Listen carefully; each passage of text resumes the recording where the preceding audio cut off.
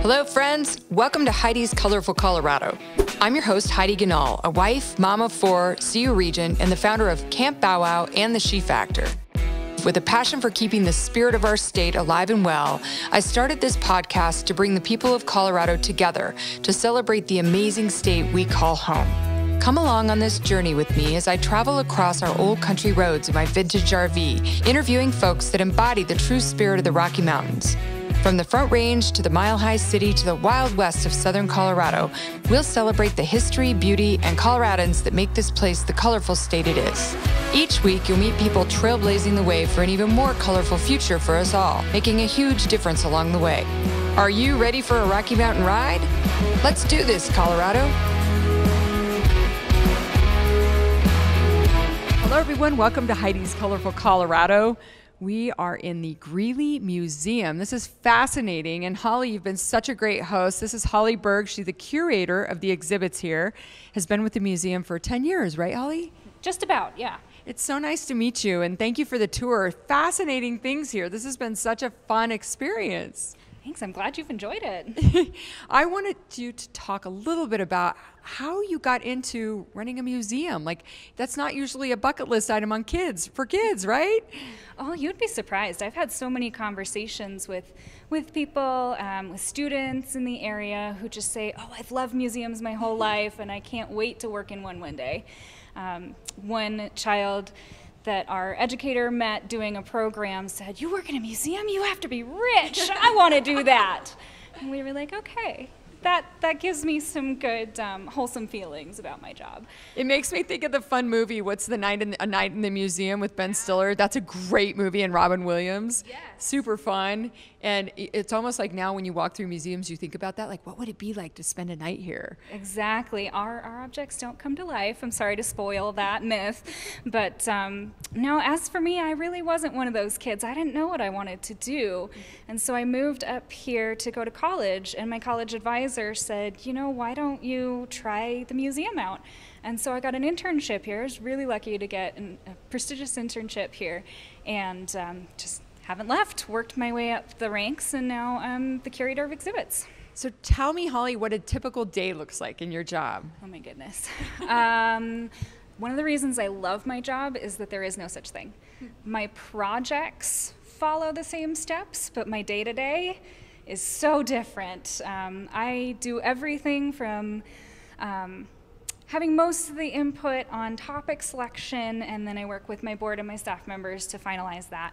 And then I do research in the collections, I do writing, I do the graphic design, I do fabrication, and then I install. So some days I might be up on a ladder wearing paintful clothes and painting a wall or drilling a hole in the wall.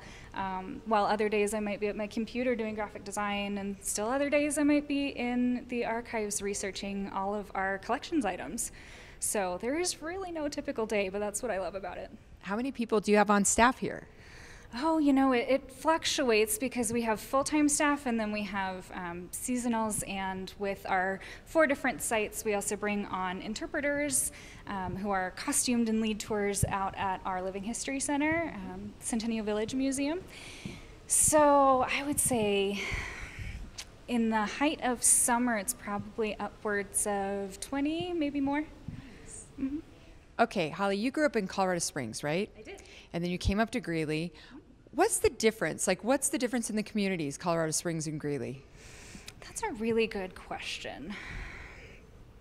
Well, I think Greeley is a little bit smaller, and even though it is growing in population, it still has that really unique small town feel to it. The downtown feels very small and connected still. That's great. Do you like living up here? I do. Yeah, it's a beautiful community. We've had a wonderful day. The hail and the rain was a bit crazy. It was an adventure. But I get the feeling that Greeley really epitomizes the spirit of Colorado. The people here have kind of that wild, wild west, like, you live your life, let me live my life. Is that the feeling you get too here? Yeah, especially researching through the history, I would say that's pretty accurate, but the community was founded on these defining principles, and one of them is cooperation. So even from the founding as the Union colony, everybody knew that they had to come together and cooperate to get projects done, and I still see some of that today. That's a great point. One of the cool exhibits that you showed us was about Rattlesnake Kate. Correct. Do you mind showing us real quick and telling the story? Sure. Okay, let's walk over to the exhibit. Okay, so it's this direction. We're in the Greeley History Museum's main gallery here, and we have one of our most famous residents over here named Rattlesnake Kate. She's a very, very popular story, and her picture is actually right over there, and some of her artifacts are here. So, and we have her story written up here on the wall as well. But I'll just tell the really quick version of her story. So, her name is Catherine McHale Slaughterback, and she's living in a small little house that we actually have a replica of out at Centennial Village Museum. And this is 1925 in the fall, in October. She has a 3-year-old son living with her, Ernie. And one morning they wake up and they hear gunshots, and they know there's some hunters out beyond her land, and they know they're hunting ducks. And she thinks, oh, you know, I can go get a really good meal if they leave any of the ducks behind, or maybe I'll go scare them off, or maybe I'll just go talk to them, that sort of thing. So she gets on her horse with Ernie and she rides out. But about halfway there, a little over halfway there, her horse refuses to move and then rears up and gets really scared. And she can't figure out what's going on, so she tries to prod the horse forward. Her horse doesn't move, so she gets off of the horse only to realize she's standing in the middle of a rattlesnake swarm, I guess you could call them. And so she is afraid for herself, she's afraid for her son, she's afraid for the horse even. And she has a 22, sorry, not a 22, she has a gun on her horse, and so she grabs it. It's actually that gun right over there. It's the Remington, yes, it is a 22 rifle, and she is a pretty crack shot, so she decides she's going to shoot as many of these snakes as she can. Well, she quickly runs out of bullets, and so she grabs a sign that's been pounded into the ground nearby, and she starts killing these rattlesnakes left and right with this sign. And a couple hours go by and she feels safe again. She realizes she has killed about 140 different rattlesnakes. Oh my goodness. So that's like a horror story. It is, especially if you're afraid of snakes. So she knows that rattlesnakes make some pretty good eating, and she knows that she can skin them, so she gathers up a bunch of them, and she takes about 40 of their skins, and she fashions a dress for herself. And over the years, she adds little features to it here and there, and she wears the rattles on her neck as a necklace and a headband sometimes, and they're on her shoes. So we are lucky enough to have the actual rattlesnake skin dress here on display at the museum. You want to see it? Yes. Okay. Do you want to do the honors? Do you want to hit the button? And for those of us those just listening to the podcast, I'll try and describe it. It's very creepy, but kind of cool looking. It's literally made out of rattlesnake skins and has little rattles at the tips and a rattle necklace. You've got to Google this and check it out. It's pretty amazing. Holly, next, I want you to talk about a really neat exhibit here that we spent a lot of time in the room called the Unmentionables. How did that come to be? Yes, okay, so that is one of my favorite exhibits that I've ever done here, and it's called Unmentionably Indiscreet Stories of Artifacts. So sometimes we bring in traveling exhibits that are put together by other companies or other institutions, and sometimes we create those exhibits in-house with nothing but us doing all the creation process. This one is kind of a hybrid. So we worked with a traveling exhibit company, and they gave us the right to use the title and some of the graphics, some of the text, but they said, you know, this is a really great opportunity to go through your own collection and display pieces that you may never have displayed before, or pieces that are juxtaposed together that you might never have seen before. And That's unmentionable. So the exhibit is all about examining the idea of what it means for something to be taboo or icky or weird, make us feel uncomfortable. And why don't we like to talk about that? And how has that concept changed throughout time? Are there things that were considered unmentionable a long time ago that we talk about every day now? And that might be the traditional unmentionables, the undergarments. Yes, seeing the old undergarments, that was crazy. Yeah, those aren't such a big deal now, but they used to be. One of the most frightening things for me, I don't know if you'll agree, was the drill, the dentist drill of old time, and the little hook that they used to pull teeth out. Ah, that was so creepy. But also a lot of in the exhibit about death and how they honored death back then, and yeah, just the fun undergarments, seeing those from the past. Holly, what's your favorite exhibit you've ever done or put together?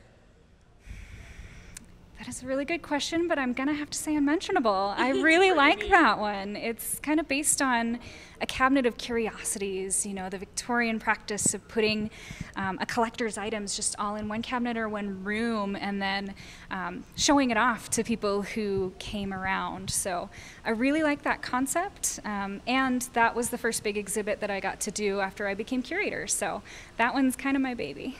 What do you have to say to young people who might be interested in this profession? What are the right classes to take to kind of see if it piques your interest? Well, I would say try to volunteer and go to as many museums as you can. That's the best first step, and talk to as many museum professionals as you can. A lot of people don't realize just how many different things you can do in a museum. A lot of people see a museum and think there's one job you can do there. But there are so many. You can get into art preservation and conservation, which involves a lot of chemistry and science. You can get into history and interpretation, which may be the writing, it may be the leading tours, might be public speaking. You can get into education, teaching not only our visitors, adults, but every age level. You can go into classrooms and bring history to the kids. And then you can do what I do, to be an exhibit designer or an interpreter. And every institution's a little bit different. They're gonna have a little bit different set of staff. So I would say visit as many different types of museums as you can and talk to as many different people as you can. We just went on a road trip, and two things stand out to me. One was the museum in the middle of Kansas for the Wizard of Oz. That was amazing. I've been there. Spent a couple hours like fascinated with all the stuff they had in just a tiny little town. I can't remember the name of it. And then we were in Florida and went to Cape Canaveral and saw the museum that had the space shuttle there that exploded, and it was so sentimental and just impactful, and it really, I think, taught our kids, I have young kids, a lot about what that day was like for those of us that experienced the shuttle exploding. And so I think the beauty of museums, right, they give you, they take you back in time, they let you kind of experience what life was really like, and not on a TV or a screen, but seeing actual artifacts. It's a really cool experience. So thank you for all you do. If I had to ask you how you would explain why you love living in Greeley or Colorado per se, what do you tell people? You know, I think my best answer to that question is because in Colorado, I think we have a little bit of every little different thing. There's so many different facets. You know, we've got a little taste of the big city life. We've got a little taste of the agricultural, small town, rural life too. We've got mountains, we've got plains, and you can get everywhere within a couple hours. If there's no traffic that day. If there's no traffic and no construction, and if it's not a holiday, maybe. Or a hailstorm, flash flooding, that doesn't help. Exactly, but I love that we have all these little different facets, and we see almost all of them here in Greeley. Yeah, in this museum especially, it's such a smattering of all the different parts of the culture here. One thing I didn't mention that I really enjoyed was seeing the time capsule exhibit, and seeing from 1967 and 1970, I believe, and the letters from the kids about what they wanted to do, what they wanted to be when they grew up. Most of them said teacher or secretary, it seemed.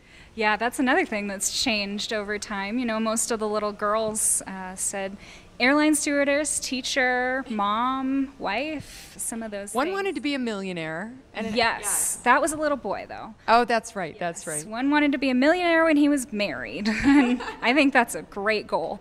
But yeah, it was a lot of fun looking through all the student submissions. A lot of them drew little pictures, and you could really tell what was happening in their day-to-day lives based on what they drew and what they said.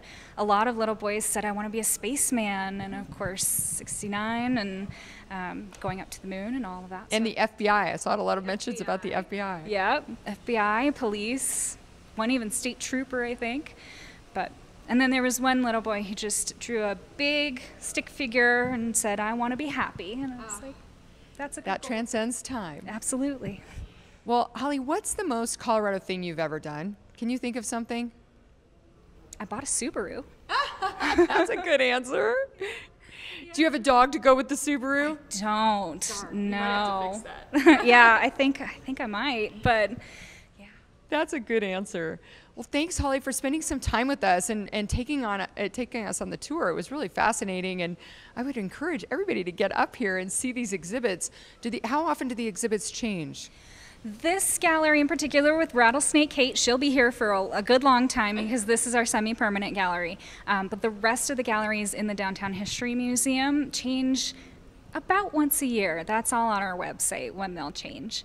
And what's the website? The website is greeleymuseums.com. And are you on social media also? We are. We're on Facebook. Greeley Museums. Yeah. Fascinating. All right. Well, thank you so much again. Everybody needs to come see Rattlesnake Kate in her dress. And can I also mention that you can come to our Living History Museum too. We have an 8-acre Living History Museum at Centennial Village Museum, and they're operated by our same team. By the And that's pretty close to this one, right? It is, just a few minutes away, yeah. So spend the day. Come on up to Greeley, spend the day, hang out. We went to the brewery earlier. That was really fun, so people could go grab some libations afterwards.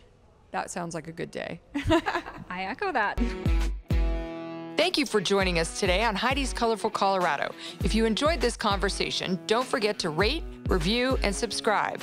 And definitely follow me on Instagram to keep up with my latest adventures. In the meantime, happy trails from me, Heidi Ganahl.